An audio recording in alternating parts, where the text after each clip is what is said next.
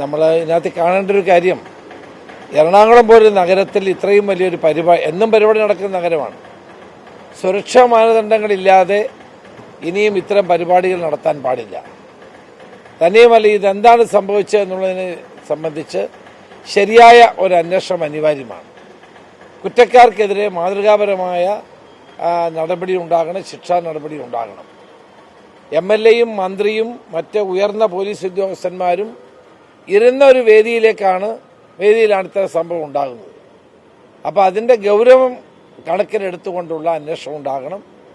അന്വേഷണം പ്രഹസനമാകാൻ പാടില്ല.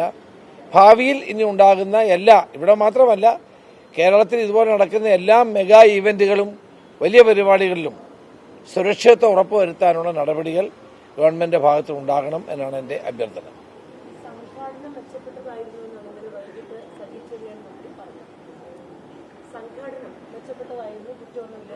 അത് ശരിയല്ല. ഇവിടെ നിന്ന് മനസ്സിലാക്കാൻ കഴിഞ്ഞിടത്തോളം സംഘാടനത്തിൽ പിഴവുണ്ട്, വേണ്ടത്ര ജാഗ്രത കാട്ടിയിട്ടില്ല. GCDA ഉൾപ്പെടെ കൂടുതൽ ജാഗ്രത കാണിക്കേണ്ടതായിരുന്നു എന്നാണ് ഇത്തരം സംഭവവികാസങ്ങൾ നമ്മളെ പഠിപ്പിക്കുന്നത്. നമ്മൾ എൻ്റെ വീഡിയോ ഒക്കെ കണ്ടപ്പോൾ ഞങ്ങൾക്ക് അതാണ് മനസ്സിലായത്. ഏതായാലും സമഗ്രമായ ഒരു അന്വേഷണത്തിലൂടെ വസ്തുതകൾ പുറത്തു കൊണ്ടുവരണം. ഇനിയും ഇതുപോലെയുള്ള സംഭവങ്ങൾ കേരളത്തിൽ ഉണ്ടാകാൻ പാടില്ല.